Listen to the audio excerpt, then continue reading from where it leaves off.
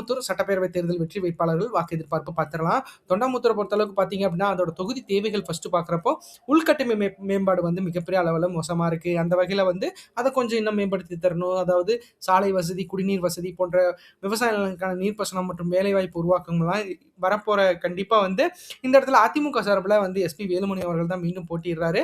அவரு வெற்றி பெறுவதற்கான வாய்ப்புகள் அதிகமா இருக்கு. ஏன்னா, இந்த தொகுதியில அவர் மிகப்பெரிய அளவுல ஒரு ஒரு கிங் மேக்கரா இருக்காரு அப்படிங்கிறது குறிப்பிடத்தக்கது. ஸோ அவர் வெற்றி பெற்றாலோ, இல்ல திமுக சார்புல வெற்றி பெற்றாலோ, இல்ல அதிமுக சார்புல வெற்றி பெற்றாலோ, இல்ல நாம் தமிழர், இல்ல நாம் தமிழக வெற்றிக் கழகம் யார் வெற்றி பெற்றாலும், இந்த தொகுதிய மிகப்பெரிய அளவுல வளர்ச்சி பாதைக்கு கொண்டு போகணும் அப்படிங்கிறத இந்த மக்கள் விரும்புறாங்க. அந்த வகையில பார்க்குறப்ப அதிமுக சார்புல எஸ்பி வேலுமணி அவர்கள் தான் நிக்கிறாரு. 43.91% 86,493 வாக்குகளும் பெறுவதற்கு வாய்ப்புகள் இருக்கு. அடுத்து திமுக சார்புல என்ஆர் கார்த்திகேயன் அவர் தான் போட்டியிடுறாரு. அவர் 26.24% 51,683 வாக்குகளும் பெறுவதற்கு வாய்ப்புகள் இருக்கு. அடுத்து நாம் தமிழர் கட்சி சார்புல ராஜ புனிஷா அவங்க போட்டியிடுறாங்க. 7.64% 15,049 வாக்குகளும் பெறுவதற்கு வாய்ப்புகள் இருக்கு. அடுத்து தமிழக வெற்றிக் கழகம் சார்புல ஆர் சதீஷ் ராஜா அவங்க தான் போட்டியிடுறாங்க.